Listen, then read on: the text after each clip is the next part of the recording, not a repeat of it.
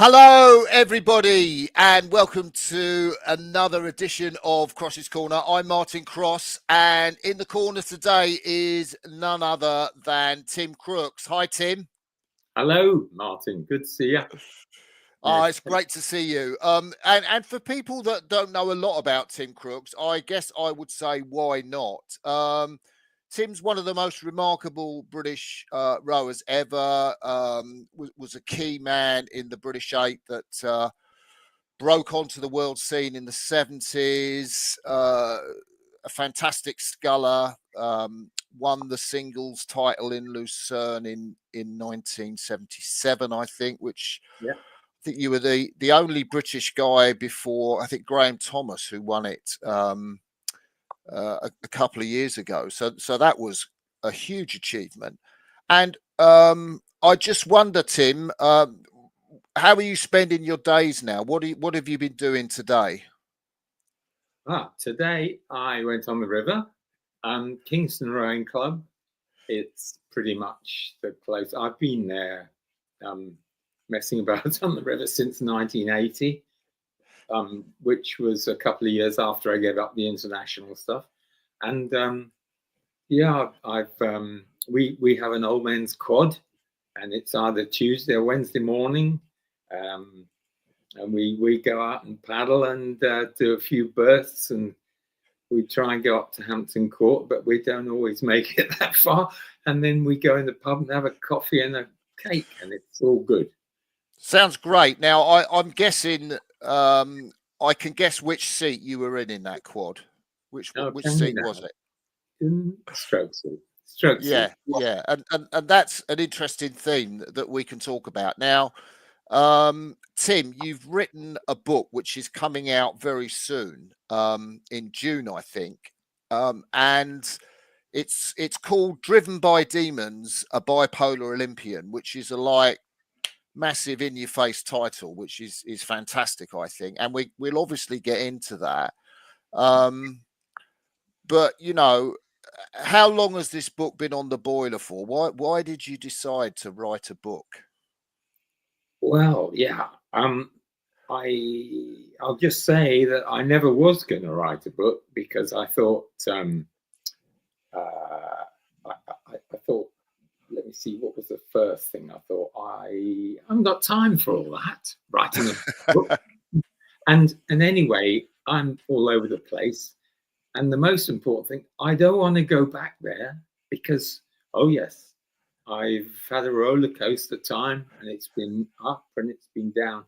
The ups have been fantastic, but the downs have been so bad. I just don't want to go back there. I thought, no. So why did I write a book? Well, it started with, after the children left home, we were living in Fetcham near Leatherhead, and I think, well, my relationship with my dear wife Annie kind of broke apart. We blew out. We didn't fall out, but it just wasn't working. So we actually divorced. We're back together now, I'm pleased to say, and married again, which is wonderful. That's amazing. And but at that time, we went our own ways, and I decided in retirement and on my own, I thought, well, perhaps I could write a book, write the book. And so I started, and it's been 8 years. 8 years. It was 4 or 5 years in the writing. I spent some months trying to find an agent and a publisher. And then, having not succeeded, I became ill with cellulitis in my lower right leg, but sepsis. Got terribly ill, was very ill, had a bit of pneumonia thrown in, which was nothing compared to the other. So that was serious. Got over that, took a few months. Then I've had osteoporosis for 10 or 12 years now, which is nothing to do with sport. I mean, it's just one of those things that can happen. And I've had quite a lot of bone breakages, and I had a nasty fall nearly 2 years ago, tripped over something, out through a door, down onto a stone path, and fractured my pelvis, and then recovered from that, fractured my back, 2 vertebrae, recovering from that, fractured another vertebrae. And what I'm saying is that I was trying to get this book out, but I had so many, illness and breakages that I delayed by another 18 months. And then I did get a publisher who's been slow, but we're nearly there. June the 20th, finally, is my published date. That's fantastic. Now, we've obviously talked a little bit before our chat today, and the book you set out to write did not do the job you wanted it to do. I think it's changed / developed. I don't know which word you'd use along the way. What can you tell us about that? I can tell you that when I started, my intention was simply to write a sportsman's autobiography about how the sport went for me.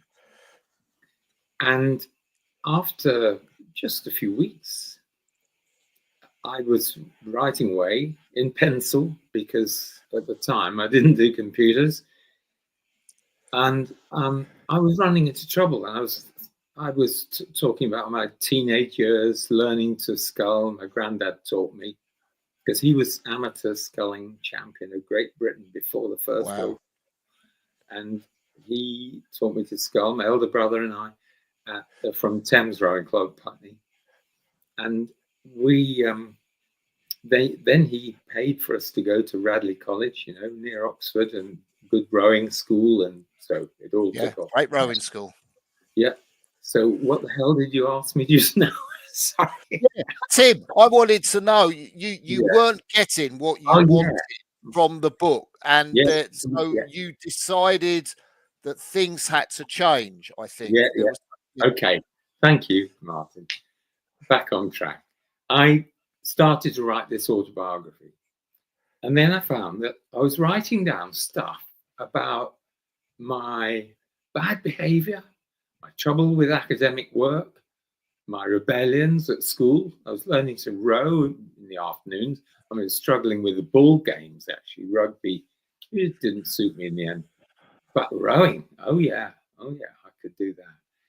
Anyway, I started to write about all that. But then I was getting kind of into all actually what my feelings were, and I didn't understand myself.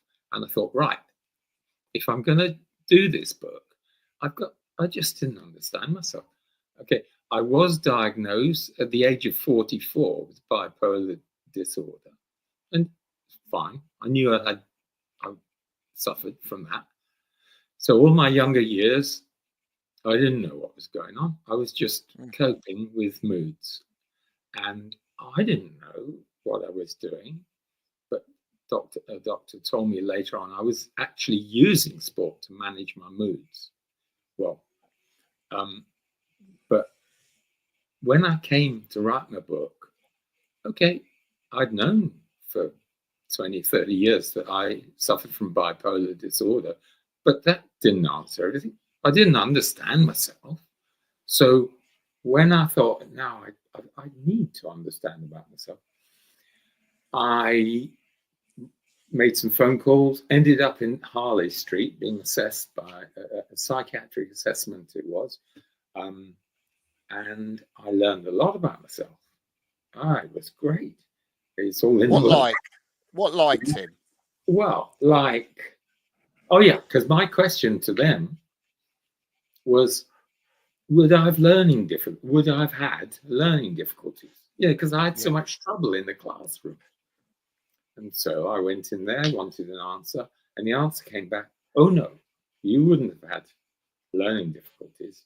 You have an IQ in the superior range, and this, that, and the other. And I looked at the floor, a bit confused, and the lady said, well, that's good, isn't it? And I said, well, yeah, but I don't understand, because I've had troubles and difficulties all my life, and even now I'm sometimes the last one to get the point. I miss the point. And she said, well, the fact is that you would not have had any learning difficulties, and what probably would have happened is you'd have got bored. That's why you were looking out the window and flicking pellets and all that stuff, and rebelling. And so I learned a lot, and there was more to it. They wrote a report for me, and then I wanted to know more about bipolar disorder. So I read books, both academic books and autobiographies of those who'd suffered from bipolar disorder, including a doctor and so on. And then over a period of, well, a couple of months, I suppose it was, with the assessment and reading, I gradually, the light bulb went on, and it was like, oh, I see. Oh my goodness. Yeah, I can see now why I used to run at boarding school. Out of lessons, I sprinted to the music school to get away from what was, well, I refer to them as my demons now. I was getting these feelings, which it was depression, but I didn't know what it was. Yeah. I had these feelings, and I had to get away. I was escaping. I ran, used to sprint to the music school, play the trombone until my lips were knackered, and play the piano, and then back on trombone and this and that. And then I'd run to the bike sheds, get on my bike, and go racing around the woods, doing sort of on a track bike and push bike. And I used to go to the workshops and make things, anything, activity. Well, they'd probably say now I was ADHD, I don't know. But what I was doing at the time was managing my moods. But I didn't know anything. All I was doing was trying to get by day to day. I was just doing stuff. And when at prep school, independent school, I played football and sort of never really got very good at that. And I was okay. I could hack the ball up the pitch. I was in defence. And then rugby, yeah, okay. But then in the end, the stupid ball bounces all over the place, and I ended up, you could grab the ball and then somebody would pull you down, and oh dear. I just ended up running in the forwards, running after the ball, watching other people play the ball, frustrated, all the stoppages, line outs, this and that. But then I found rowing. Oh yeah, I can do this, and started winning things, and then more things, and oh yeah, love it. And I've written descriptions of it in the book. That really took off for me. And so Tim, would it be fair to say that at a point in writing this book, because of that research you did, you were able to shine a light on your past, not just school, but your past in terms of when you were an adult rower, yes, and understand things that happened that you'd never understood before? I'd never understood, and I never understood until I was in my late 60s. I'd lived all my life with all the roller coasters. Okay, from the age of 44, I got treatment. I got counselling in those days until it ran out. The NHS couldn't afford it. But I took the pills and mood stabilizers, and I'm very much helped by it, that. And so I'm better off for it, but they can't cure you. Bipolar is with you for good, and I've been better off.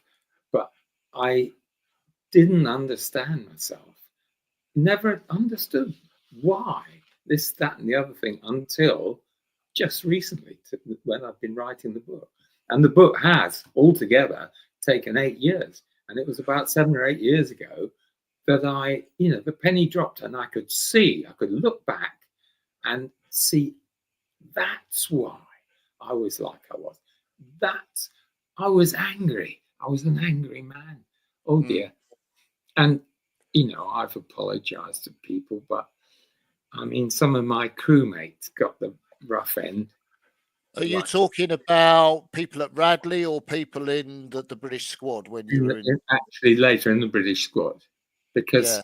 I was so fired up and passionate about the rowing then that Who would have been on? Who would have been on the end of your anger? I mean, was it all of them or any one of them in particular?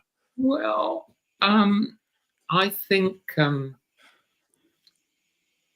first one, who very unfairly received a punch on the chin, was Billy Mason.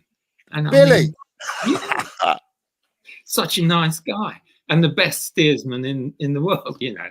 yeah, And we were, I mean, it's all in my book, but we were yeah. racing. Tell us about it.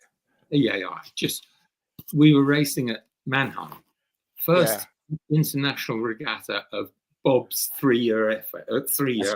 Bob Janasek, yeah. Yeah. And he took us, and he'd say, you know, had said, you know, don't worry, you're British. Nobody expects you to win. The British don't win anything. You know, they see a British crew in their heat and they think, oh, well, we'll beat them and so on. You know. Anyway, we were in 2-4s on the first day, or first 2 days, heats and finals on Friday and Saturday.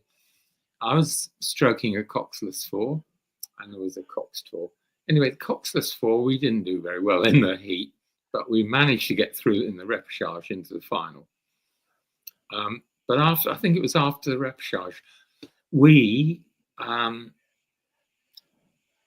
or maybe after one of those races, we'd steered, I mean, poor Billy had steered pretty badly, and I was fed up. And we got out of the boat, and well, I don't really remember it, but I punched him. And then his mate Lenny dived on me and gave me a good punching. And we were scrapping like a pair of I don't know what. And Bob Janasek had to pull us apart in front of all these Germans, Americans, and everyone else in the whole world who turned up, international regatta. And here was the British fighting, you know. But my anger was, I mean, I have researched it a bit. It was coming out of upset. I was so upset inside. I didn't know why I had all these feelings. I was bipolar, untreated, didn't know what was wrong. I was fearful, didn't know what was happening to me. And upset, you know, fear, upset comes out as anger. And yeah, that's where I was with it. And you asked who. I think the next one was Fred Smallbone got it. You had a fight with Fred? Well, I whacked him and he whacked me back. Yeah. I know I was a bad boy, but I was in touch with Wall, you know, John Yallop. John Yallop, 7-man, yeah. And I said to him something about, oh, I'm sorry, I was such an angry man.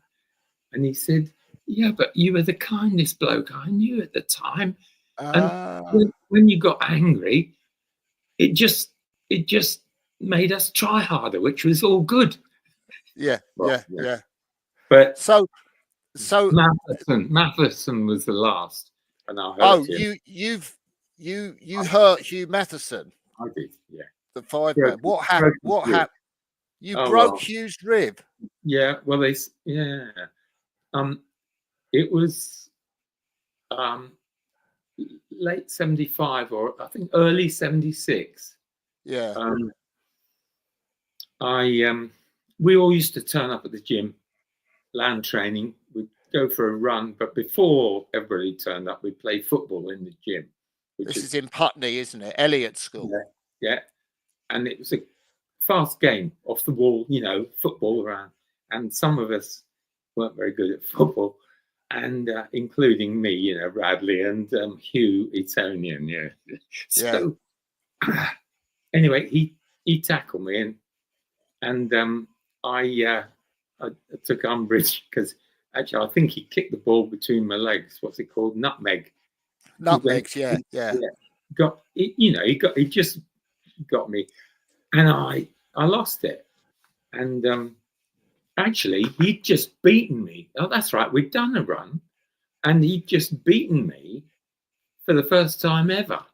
And it was the last run of the season. Because I wasn't the fastest. Well, I was the fastest. Billy Mason.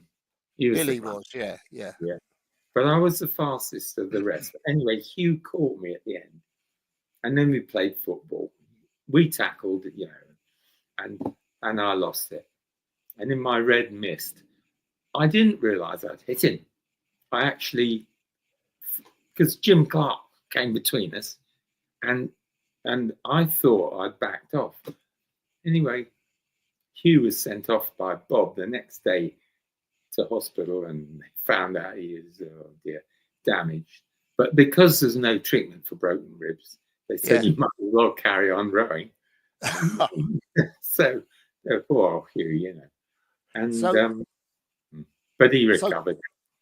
So Tim, this it sounds like this has been a cathartic process for you writing. It has changed my life, and the point that I actually must make now is that when I started to write the book, as you asked me earlier about it, my purpose was simply to write a sporting autobiography. But then when it all fell into place and I could see why I did this, why I did that, how it affected me and what my feelings were and what I did, and I thought, I can tell this hook, line and sinker, warts and all, and other people might benefit from my experience. And I wrote it a really different story. I wrote this as how my demons drove me as a bipolar Olympian, in the hope that this book will not just go to the rowing people, because I think a lot of rowing people are interested and will buy, but I want to get it out to the medical world, the whole broader medical world, doctors, psychiatrists, psychologists, and the general public, because and sufferers too from people who suffer from bipolar. And people who identify with my story, I'm sure will be helped. They should be, because it's an interesting read. I know I'm biased, but it's very varied. I've told about my shenanigans with driving too fast. I control my moods by rowing. I did motocross. I was an apprentice at BSA Motorcycles. At Radley, we all did A levels, but I came out with 3 O-level passes for my A levels, which was pretty rubbish. Most of my mates went to university, nearly all of them, and I went to be an apprentice in a factory. It was BSA Motorcycles. I was a motorbiking sort of nutcase anyway, and I did motocross when I wasn't rowing, and had 1 or 2 wipeouts, and I used to ride bikes on the road too fast. I drove cars on the road too fast. I was taking risks. Risks was a hype which kept my mood up.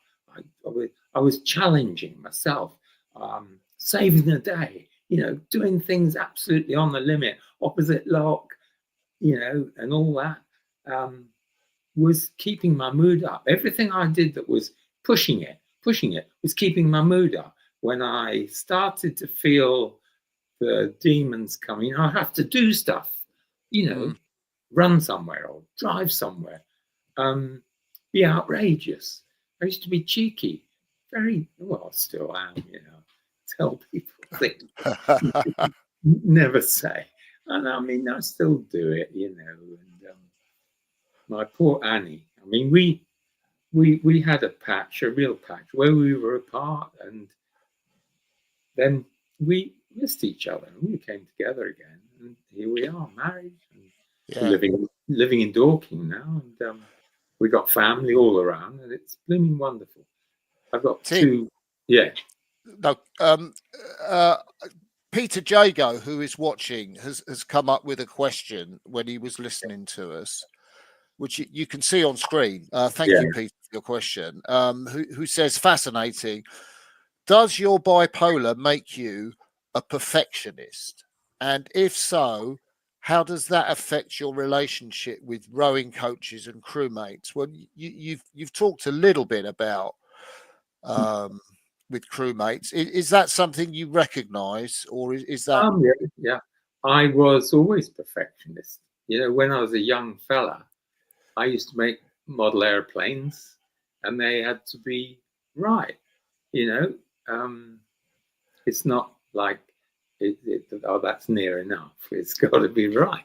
And when I was an apprentice and made things, you know, I used to get good marks for the practical work. And so the question, how does it affect your relationship with rowing coaches and crewmates? Well, one of my rowing coaches, Donald Leggett, said that, you know, Tim was a natural for the sixth seat in an 8. He hardly needed any coaching, and actually he has said that, you know, you could build an 8 round him. Yeah. Sorry, I'm blowing my trumpet now. No, that's good. I like that. And so, but then, and then, yeah, there was Derek Drury, the Emmanuel school coach, who coached us, and at those times, At the Leander Cadets. at Leander Cadets, yeah.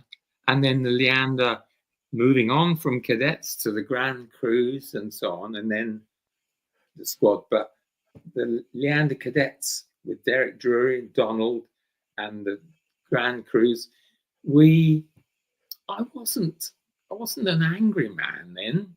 I was on a high all the time because it was going well. I was an apprentice in Birmingham, loving the factory and all the, you know, effing and blinding. I mean, I was brought up in a vicarage and sent to Radley, and it was all posh and nice. Yeah.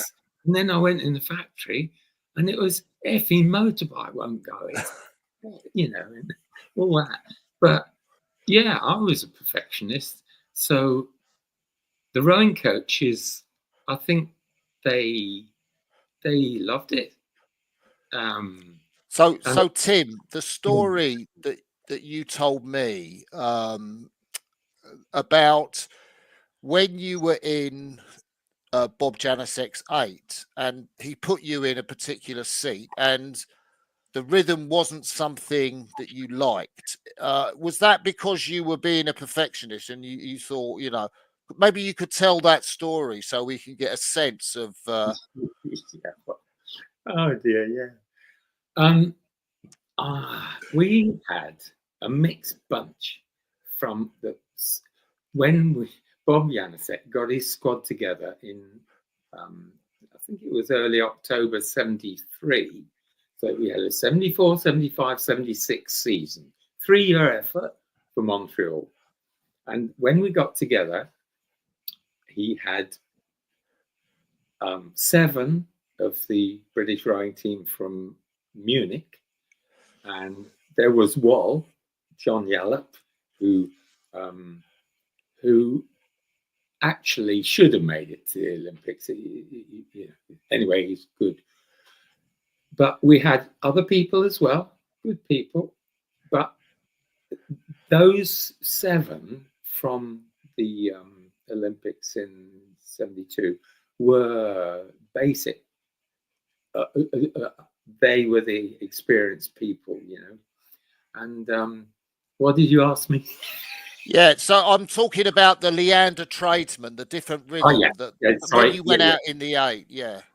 When we had this mixed bunch, the tradesmen were 4 of them from a 4. They're Coxless 4. They rode for the country. 3 of them as juniors, and 2 of them, the young juniors before that, Bill and Len. And then Bill, Len, and Jim with somebody else. And then in the senior team, 69, 70, I think it was, 71, 72. Those 3 years, they represented the country, the Coxless 4. never made the final. Well, they were a good Cox's 4 up in international class, but so light. They were, I mean, not lightweight, but they were a light crew, and they tapped along and paddling light, really short, tap, tap, tap, tap, and in the rowing, get hold of it, and it was power.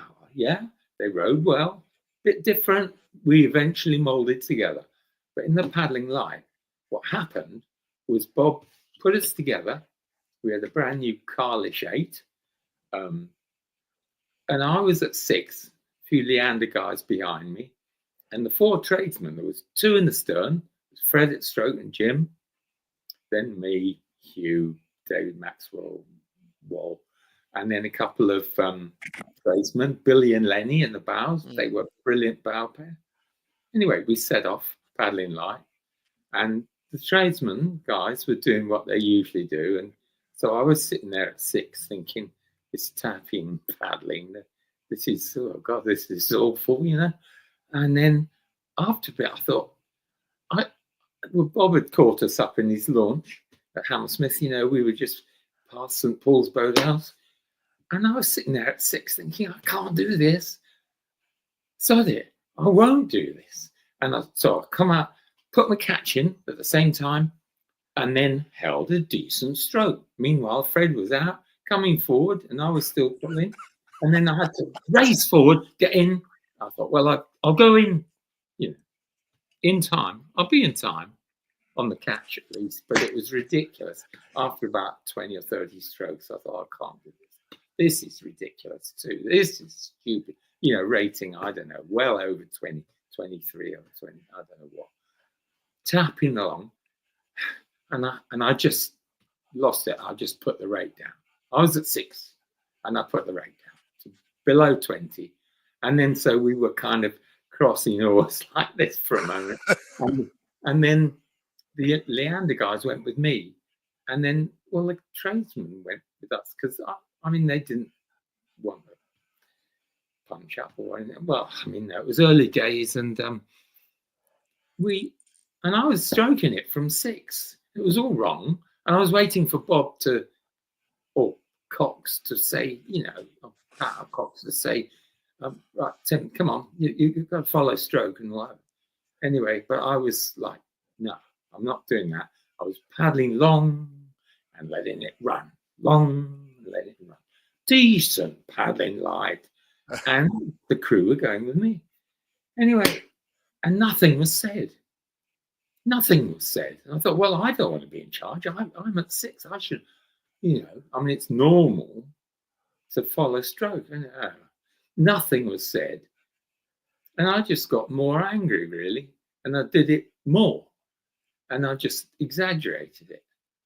And I did that all season. And Bob never said anything. And Pat never said anything. And I think because they didn't say anything, and I didn't want to be in charge, but after the rowing pieces, you know, when you're knackered and you paddle light, okay, it's just tapping along. Oh, my God. But Pat never said, okay, let's lengthen it out. Now, he never said anything. But after about 15 strokes, I'd had enough of this, like going like this. And I used to just lose it again. Put it down, paddle light, proper paddle light. And the crew went with me. So I was like stroking it from 6. But every time I was cross because I thought, I'm not in charge. I'm not in charge. How did Bob deal with you? Well, he bloody let my anger burn. He just let it burn. I was used. And I mean, it was brilliant. He just let me be angry and do my thing. And the crew went with me. I mean, it was all wrong doing what I was doing in a way, but it worked. And I mean, Bob and Pat Cox must have talked about it and decided, no, don't say anything. But because nobody ever said anything, and I was doing my own thing. I didn't want to do my own thing. I just used to get Tell us about the skiing. Oh yeah, coming up to Christmas, my mate, I was at Imperial College doing engineering research. My mates said, "Tim, we're going skiing. Will you come with us?" And I said, "Oh." What year is this, Tim? Oh, right, yeah, late 73. Yeah. And about like going between Christmas and New Year, end of 73, beginning of 74. And the squad had been together just a few months, and they said, "You must come skiing with us." And I said, "No, I can't.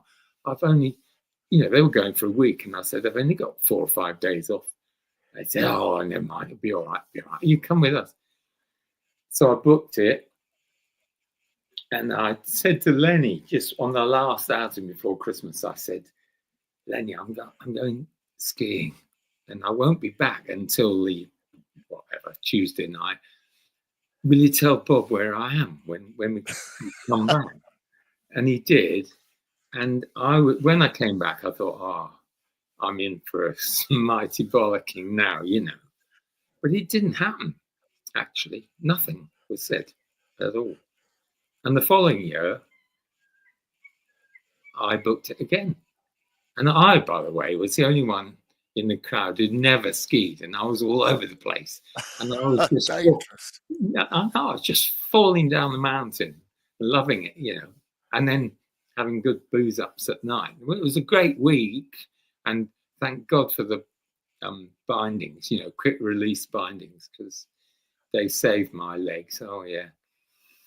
And I did it 3 years in a row. Bob never forbade me beforehand, and he never gave me stick afterwards. And I found out later that Bob, his second sport was ski jumping. The big time jumping. And so he was a skier.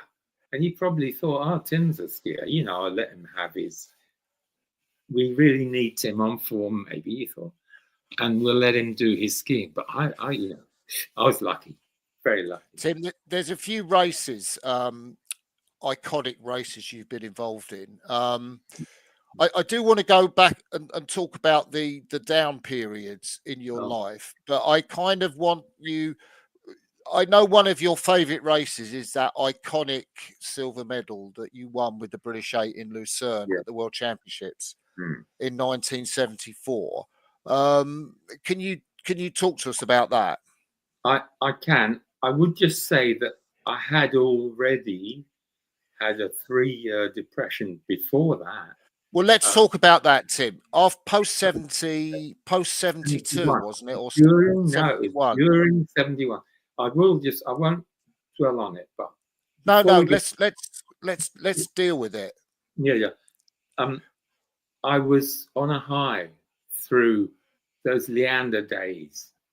70, 71. I was in a Grand Cru with Jock Mullard in 70. I think 71. He had to concentrate on his work, and but I was in a good Grand Cru, and behind me there was Glyn Locke, who had been the fastest sculler in one of those Leander cadet squads, and we ended up in a pair. We doubled up at Henley, and we did the Grand 8. We got beaten by the Tideway Scullers, not by much, but they were our arch rivals at the time. But Glyn and I did the pair, and we won the goblets, won the pairs event. And then we went to Lucerne the week after, and I was an apprentice, and I got told, "Oh, we're going to Lucerne." "Oh, all right." And so we went to Lucerne, and in the final, we ended up coming 5th, but a good 5th in top world-class competition. We were, I think, Slusarski and Broniek, the Poles, from they'd come in, they got the silver the year before in the World Champs, and they came.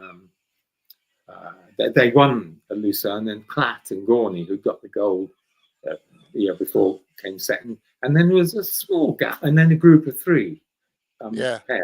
And we were actually in 5th place, but not that far behind the winners. We were right up there. And we were told that evening, Sunday night, "Oh yeah," the selectors said, "Will you row for Great Britain in the European Championships. And yeah, wonderful, you know. So we'd had a real big high at Henley, another big high at Lucerne, flew home on the Sunday night at my desk in a research establishment at BSA Motorcycles on Monday morning, and I was in the pits, the depths of black depression, and it was the worst I'd ever had. It was terrible. And it was in the newspapers that British team had been selected and Tm Crooks was in a pair with Glenn Locke, and people were saying, oh, well done, Tim, this and that. But I felt terrible. And although, yes, I had some good times in the next 3 years, it was a very, very difficult patch. And that whole Olympic year, 72, I did through a depression. And it was the rowing that would get me out of it every day. Yeah. Like, terrible. Walking around near home, going to the shops in Epsom. My parents and we lived there. And I was in a bad, bad place during the day. And I described it all. And then drive off to Kingston Rowing Club, actually, was where Pat Delafield and I ended up training in a double, because it was kind of halfway between where he lived and I lived. And the sculling in the double, the training used to pick me up. I'd start to feel good as I approached the rowing. And then on the water, I could do this. I could do it. And I was fine. And then afterwards, it wasn't that long. Sometimes bedtime, I'd be all right. And then the following morning, I was in the pit again. Terrible, terrible bad times through the day. And then I'd pick up with the training and all that. I got through the Olympic year. We ended up 5th in the Olympic final, which was a huge disappointment because we'd beaten everybody. 2 lots of Russians. We'd beaten East Germans previously in the season. Except we'd beaten everybody except the Norwegians. Yeah. But when it came to the Olympic final, there was a headwind. We led the race for 750, and then the Russians came past, and the East Germans came past, and the Norwegians came past, and then the ruddy Danes came past, and we ended up 5th. And I just got dumped in the worst place I'd ever been. And took me a long time. Well, I got through that 73 season through doing a bit of this and a bit of that. And then Bobby Anasek wrote to us in September 73, would we like to join a squad to row in an 8 aiming at Montreal? And I was thinking, oh God, yeah, I'd love to, but oh God, what's going to happen? I don't know if I can do this. And I just wrote back saying, yes, I'll join. Yeah. And I remember Wall saying more recently, oh yeah, Tim, you joined up and you were quite good, but you weren't the Tim that used to be in the Leander days. I was not right. I ended up at 3 on stroke side in Bobby Anasek's 8 for the head of the river race, and we came second. That's right. From the back, we started in the new entries. We came. Pat steered round 15 crews or something, and we came second. Tideway Scullers won it. So the following year, we had to overtake them, which we did. But I was at 3 in the squad 8, and when we started, we were rowing 4s, and we ended up Mannheim. That what I was telling you about. I was in stroking Oxless 4. We ended up on the Saturday afternoon. We won our final. We were 4th at halfway, and then I just blitzed it, and we went from 4th and won it. And the Cox Tour, with the other 2 tradesmen and Maxwell and Matheson in it, they were 4th at halfway, I think. And then one of the East Germans came off their slide and they got through the West Germans and whatever, and then he won their race. So the Brits had come from behind in 2-4s and won their events. And Bob Janasek must have seen that. My sparkle was back, and he after that regatta, he put me back from 3 on stroke side. He put me back to 6. So I was back doing my stroking it from 6 a bit here and there in the paddling light. But yeah, I was back on top. So tell me about the Lucerne World Final in '74. Britain winning a world silver. Just a few months later, our 8 had been together and had a good summer. We'd had a good summer. And in the semi-final, the day before that final, my seat, one of my wheels came unscrewed that were threaded on to the axles, and it came out of the track and was going along the top, and the hook underneath was going scrape, scrape, scrape, and I flew off my seat, and oh God, we had to come 3rd. Semi-final, right? We had to come in the first 3. Yeah. But we did qualify. It was a nightmare. I have described that race. It's a good description. It's in my book. Yeah. The following day, in the final, we hadn't shown our true form, and I think that was a good thing, actually. And we were a fairly light crew. We were new on the international scene, really. And Bob told us beforehand, he said, you've done what you came here to do. You're in the final, and just enjoy it. And we thought, oh, fine, that was a good briefing. Normally he'd tell us this, that, and the other thing, but that day it was just enjoy it. So we went out, had a good start. At 500, we were last. We did our burst at 750 because early on we just did a burst at 1,000 and then took it to 1,500. But towards the end of the season, we did a burst at 750, and then we'd try and think quick through 1,000 while everyone else was doing their burst, and then go at 1,100, as Bob said, do a burst on top of theirs. So we did our burst at 750 and just shot through the West Germans like a knife through hot knife through butter. And then Coxon said, you're coming back on the whole field. And it was magic. It was just magic. It was easy, and it was just going so well. And then we were coming up towards halfway, and suddenly you got the east. So we passed the west, and now we got the east. And then just after, and then 1,100, he said, right, we're going to go for 10. Actually, we did 12s. We did 12s. Yeah. Bob suggested 15, but we did 12. Did 12 strokes on top of going well. Fantastic burst. Steadied out again. We were doing 39 after we steadied. And then not long later, we got the Russians. Hey! And then suddenly we're going for home. And I thought, oh my God, no, it's early. It was about 13:50, And then we steamed it, and it was magic. That race, it was just fantastic. And we steamed it. So we were going for home. And then it was 1,500 meters. We're going to go. I thought, oh my God, go again. And it went up again. And then last 250 or last 20 strokes or something, we go again. And well, by then we were 3rd, weren't we? Because I wasn't counting crews. I was too busy. Focus.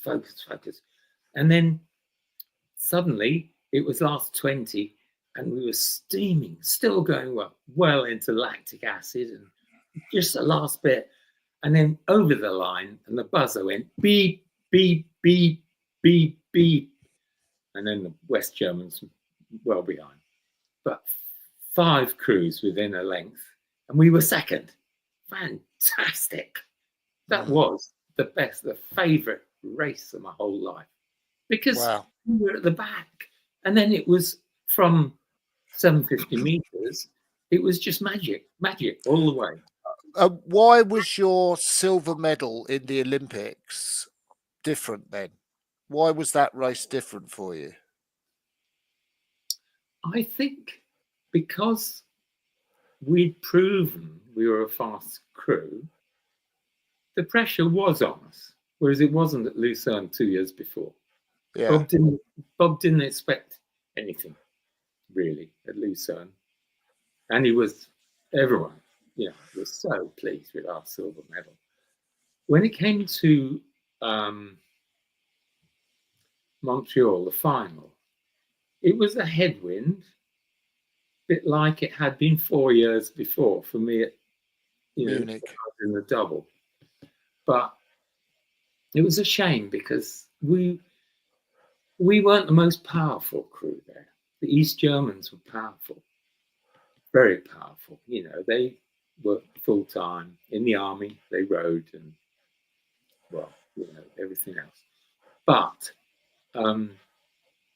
we rode into the lead halfway, pulled well up. We were perhaps 3/4 of a length up. Well, yeah, good half, 3/4 of a length up. And then Cox called it, we're going to go for home. And then that if we all jump on it and steam it when he says go, the boat lifts and it's light. It's easy. Okay. It's not easy. You're all trying, but it goes. So it's not heavy. But when he called it, we're going to go now. And it was heavy. And I thought, oh no. I thought we've got to fight for it. So we did. And we went and it, it was all right. But the East Germans were coming back a little bit. Every stroke they were coming back. Go again, we went. And then we gave everything we had. But by 1,800 meters, they were in front. We'd given our all. And so it was a good race, a hard race, but we lost. And at the end, collapse, and then you're just there, pain, and oh my God, we lost. And then Coxon says, okay, lads, they give consolation prizes here. Let's go and get that silver medal. So off we went and got silver. Well, I was pleased with it in the end, but disappointed. Oh, yeah. That's because interesting. We were the best crew there. Yeah. Really. The amateur. Tim, why did you go in the single the next year in 77, where you won at Lucerne and you were in the World Championships? And then I think you had another episode of depression. Yeah, I'll do that in order. Why did I do the single? After the eights final, putting the 8 away, taking riggers off, all chatting round, and it was over, it was kind of anticlimax time, and some of them, people were talking about what they were going to do, and suddenly Lenny comes up to me and says, would you row with Wal and me and Jim in a 4 next season? Can we do a 4? And I, through previous experience, after the championships, you got that sort of letdown. It's what we call, I don't know, you probably call it post-championship blues, yeah. You feel there's anticlimax, but me being me, I could easily tip from that mega high into the other way, really, big time. And that offer was a good offer to a 4.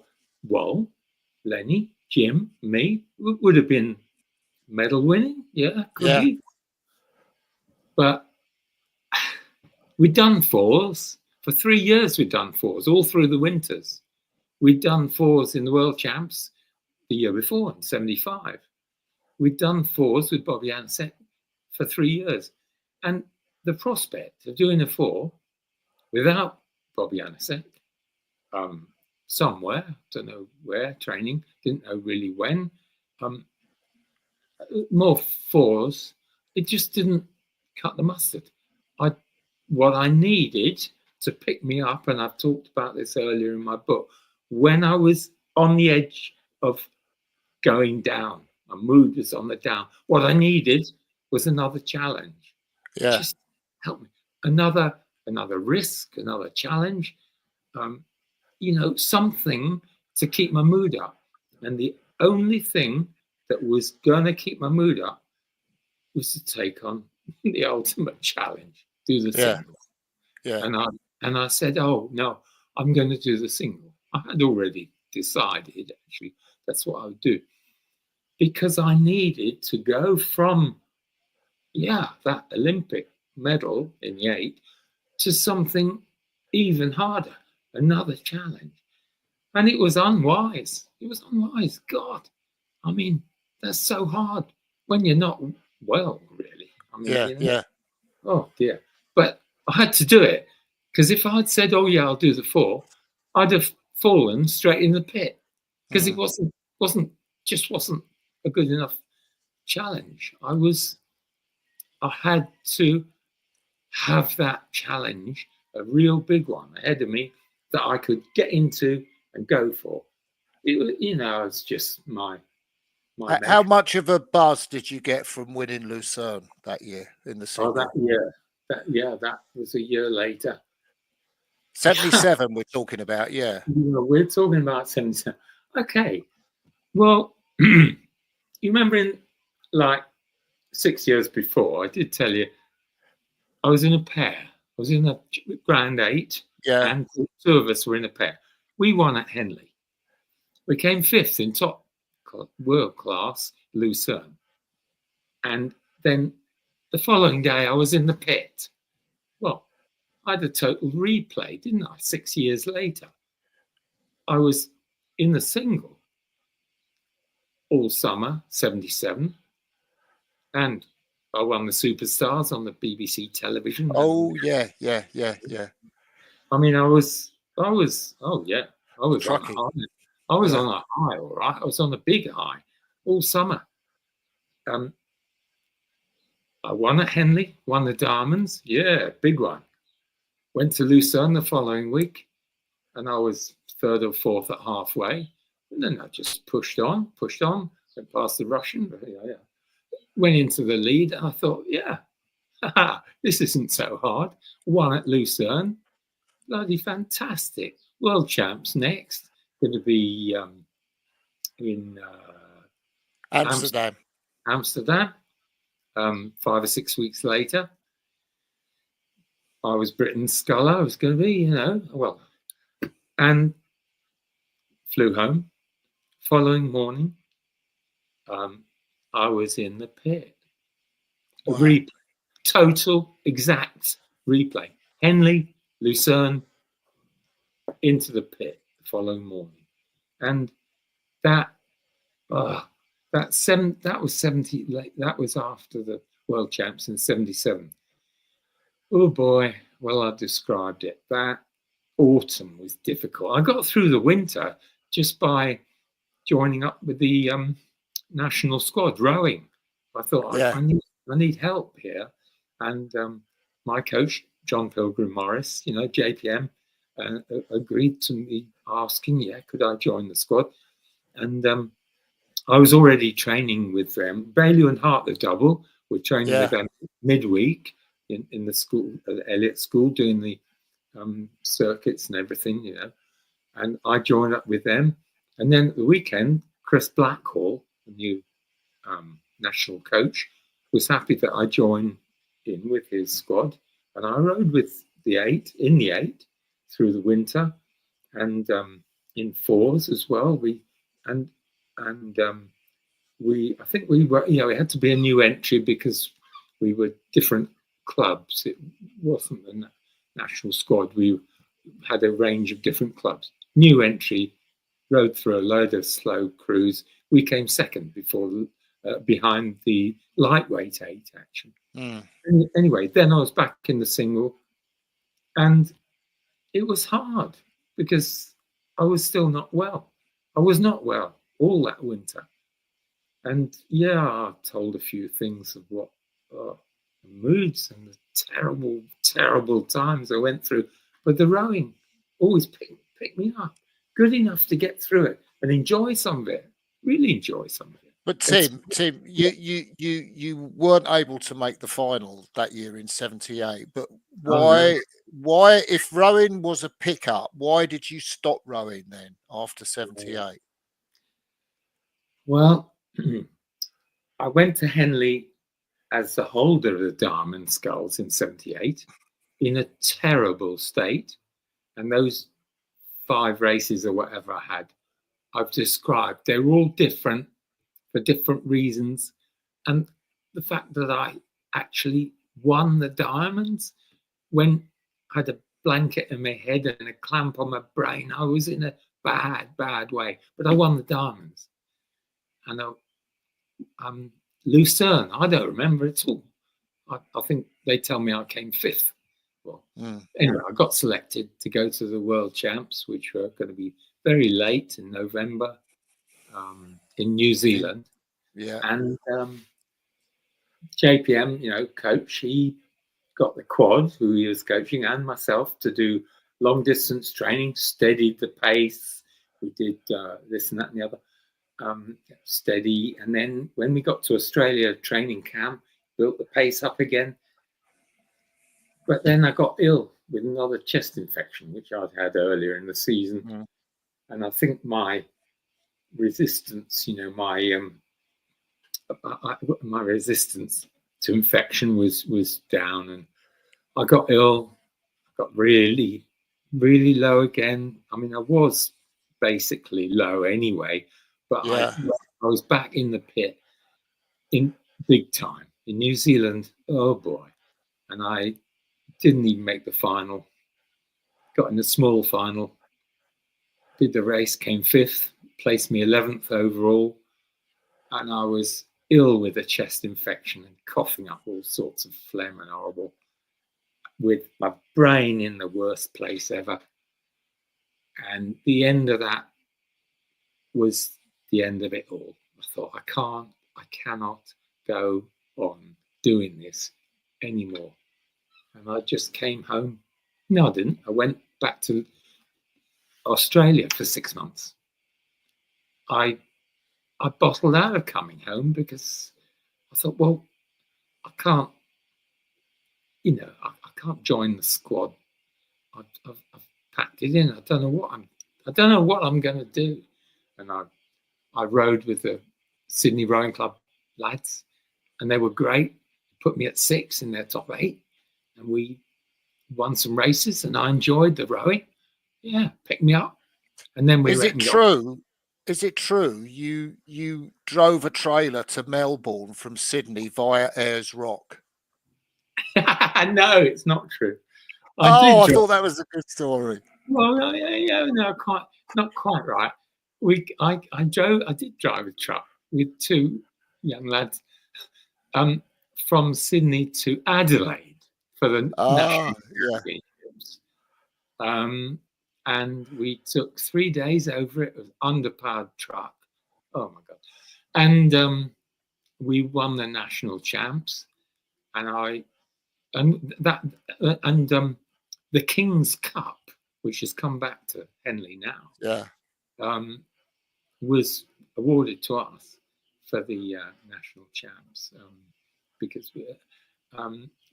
I'll just say we came back we never went near Ayers Rock. From Adelaide, we came through Broken Hill on the way back. But on the way back, we did it in 2 days. We just, on the way there, we were careful with the boats. Yeah. Those in Australia, they have those flash floods, and there's concrete culverts in the road. Yeah. And you'd see them coming, you'd slow right down and then up through the gears. And on the way home, it was just, oh, sorry, and drive through, boom, never mind. We got back. But then I came home in beginning of May 79, in a very, very, very bad place. And, I started a teaching career. And I didn't know what was wrong with me. All I knew was I was trying to get through every day. Just start off feeling bloody awful. And my rowing helped. If I drove fast, that helped. And it was just the whole thing. Everything was a roller coaster. Well, it was down, really. Tim, I want to ask you about, what led you to seek a diagnosis, but I also want to ask you about a couple of races.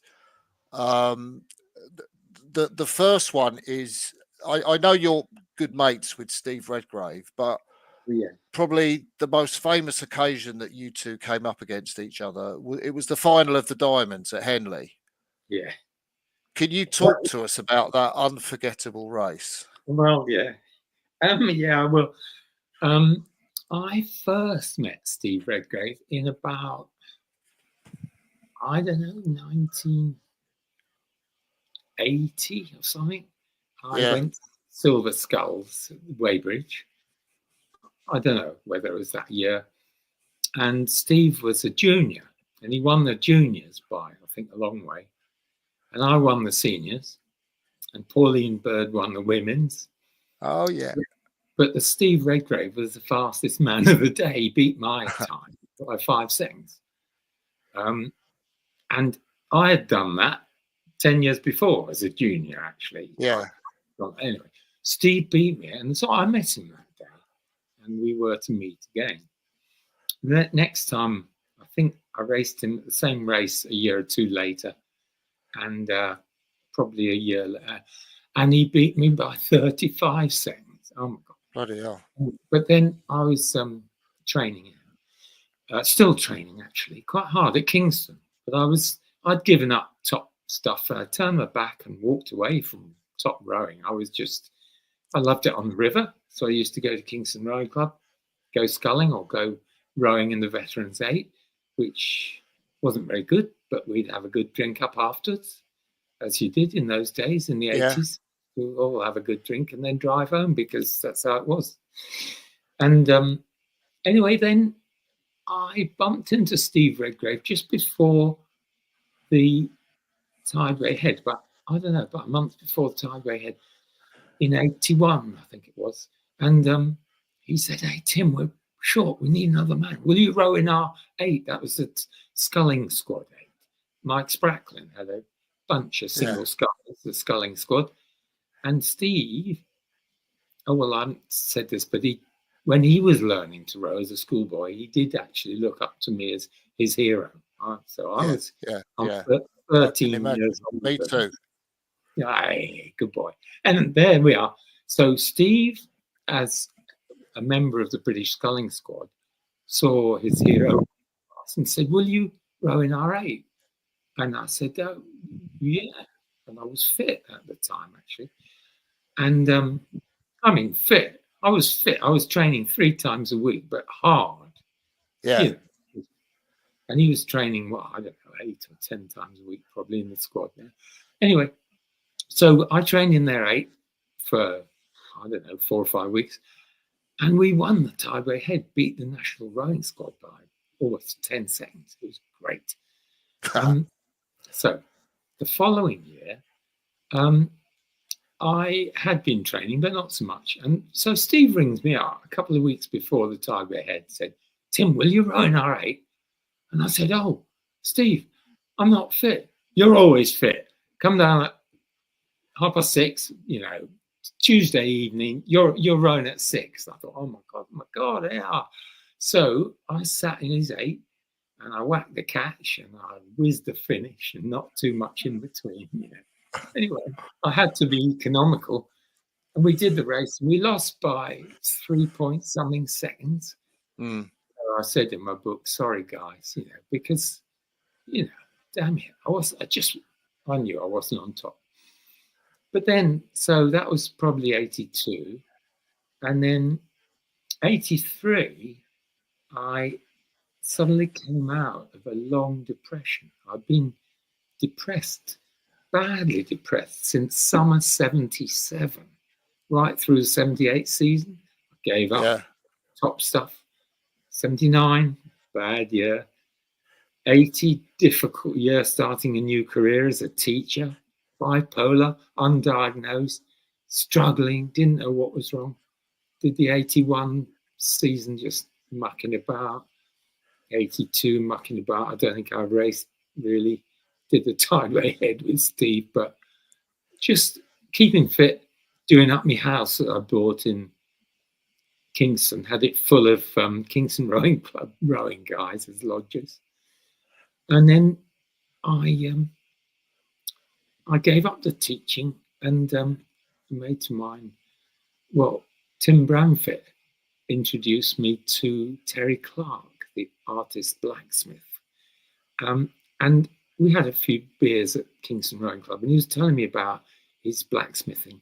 And I'd done blacksmithing as an apprentice and absolutely loved it, welding and bashing hot metal and making things. I really loved it.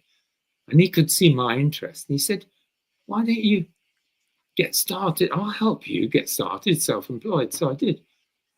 And that picked me up spring 1983. And I came out of that long, long depression. And, it was 6 years, I think. And bloody hell. So you entered the Diamonds. Yeah. And I thought I hadn't raced side by side for, I don't know, years. I thought I'd better go to Marlow and just tune up a bit. 2 weeks before Henley, before Diamonds, So I entered Marlow. And, of course, I met Steve Redgrave. That was his home regatta. Yeah. And I hadn't really thought about that. Anyway, he kind of wiped me out. And but 2 weeks later, I was in a quad. I was in a quad, and we qualified for the final. And we won the final in the morning, at finals day, 1983. And I was to race Redgrave in the afternoon. And, he's written the foreword for my book, and he's described that race. Oh, wow. And he thought it was going to be an easy one because he'd watched me at Marlow 2 weeks before, and I'd already raced on that day. So, he thought it was going to be a walk in the park. So, but meanwhile, I'd tuned up. I was really on form. I told my mates in the morning, I said, if we get up, because I'm racing later, I'm not going to do any work. Is that all right? Yeah. They said, it's fine. So I did nothing all the way up, except the last 20 strokes. And, first 20 and last. Then got on the start against Redgrave, steamed off, and he went off as before. But then he didn't get away. And I was going well, really going well. And then I thought, right, my challenge is coming. At half mile post, I'm going to go. And so I did. And at Remenham, we were level. And all my lot, Kingston, everyone was, the roar. You could have heard it in Reading anyway. And I got up. I was up, half a length up. And I was getting tired. But it was a familiar race pattern. All my good Diamonds races against good scullers, I'd been down. I was always led, but then push through. And then when you got through somebody who was hanging on and trying to hold you back, if you got through and got up, they'd done the thing. They gave up. And I was in front. And I was thinking, Steve, give up. It's time to give up now. And I was just hanging on myself and going. And he didn't give up. And of course, he was fit and I wasn't really. Anyway, and then he pushed back and he got level and then up No, I've just stopped. I was done. And then I was sitting there thinking, oh my God, done. I thought, oh, come on. So I steamed off again. And Redgrave thought, oh, bloody hell, he steamed off again. And the crowd went, whoa. You know, it was a good race. But Tim, he Banjo Nick, he's asked you to talk a little bit about, briefly, your Boston Marathon record, which I didn't know you still held. Well, I was told a year ago, 9 months ago or so, that it still holds. So yeah. That was 1978. That was a year when I was struggling, but we did our long distance training after Lucerne in the quad, and myself. We did steady stuff, worked up for the Boston Marathon. And we went to Boston. It was a nice tail breeze. It was a good day for it. I was told you should take water in the boat. And I thought, what? Water in the boat? I've never done that. It's poofter stuff, that is, you know. And anyway, they said, no, you got to take at least 3 pints in the boat, you know. Anyway, I thought, oh, well, all right. I took a pint of water in the boat. And I just hadn't got that experience of doing any long distance stuff. All of our outings, really, it was in the Bobbianus X8 and everything, all at Leander, everything was lactic acid, high pressure, short outings, really, most of it.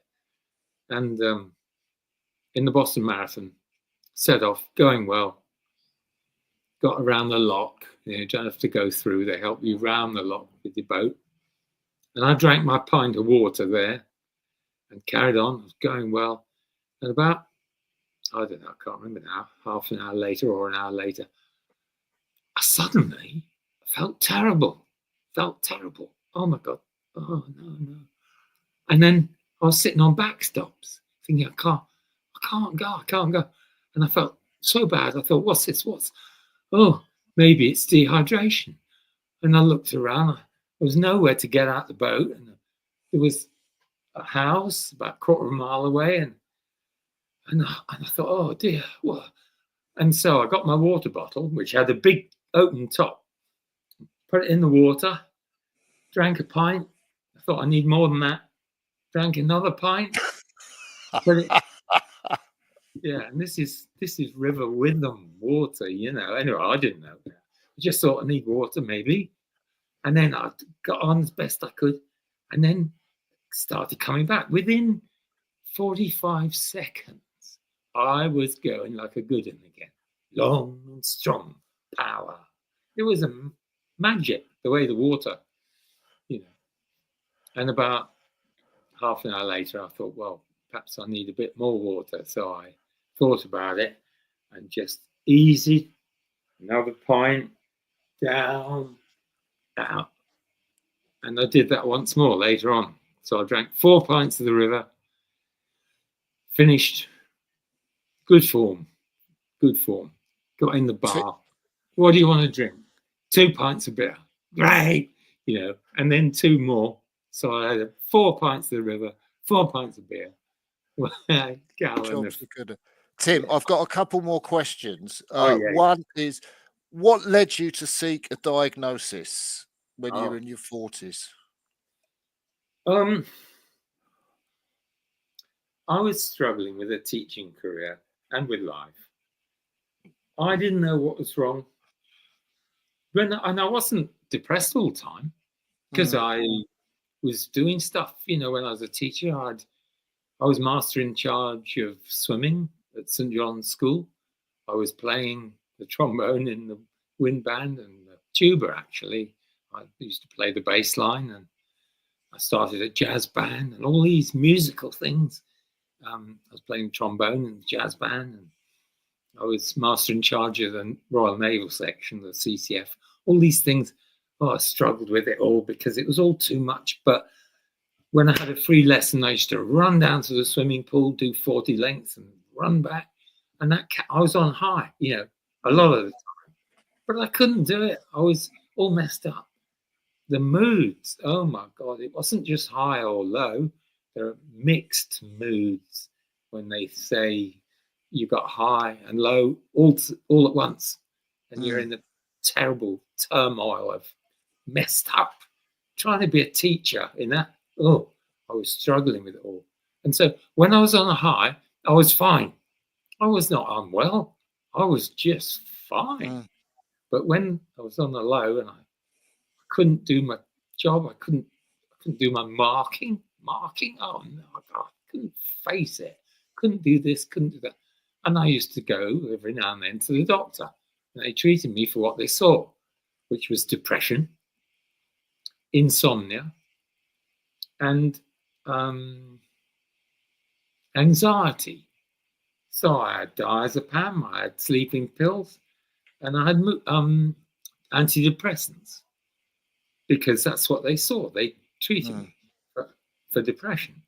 Well, it's been found now. I mean, when I researched my illness, I found out that, treating people for depression, if that's what the doctor sees and he'll treat depression, he gives you antidepressants. But that makes bipolar worse. Usually it makes the moods up and down a bit quicker, and the depression's worse. So they didn't help me, but I kept going to the doctor, and I got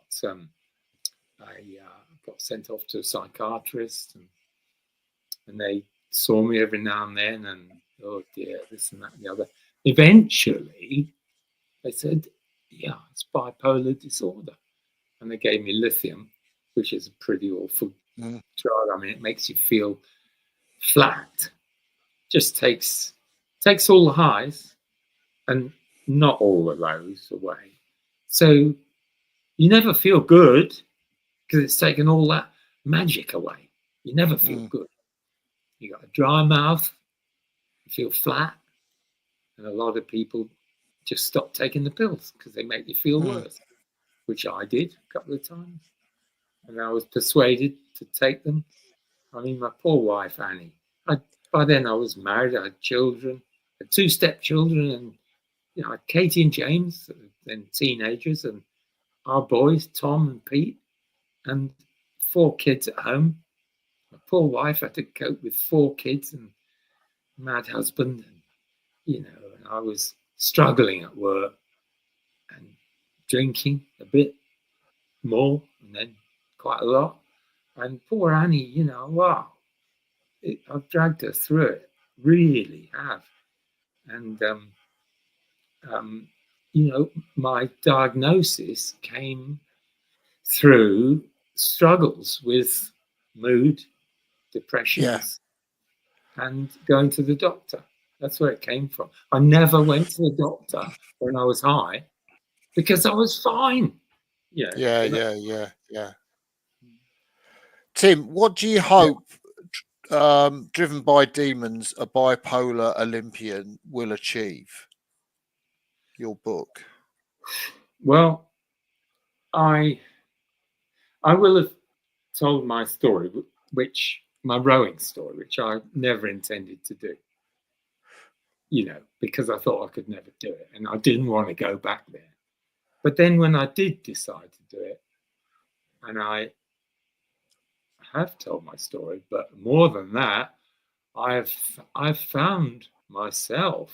I have learned why I have been like, oh my word, I have found myself. It's been so cathartic, so useful to me. And you've asked me, what do I hope it will achieve? I hope it will go wide in the medical field, the broader, wider medical field. And because it's a good read and it's a bit crazy and it's funny, and I've told about motorbikes and model airplanes and girlfriends and finer points of this and that, and it's a good read. And I hope that the public will pick it up and say, oh gosh, this is useful.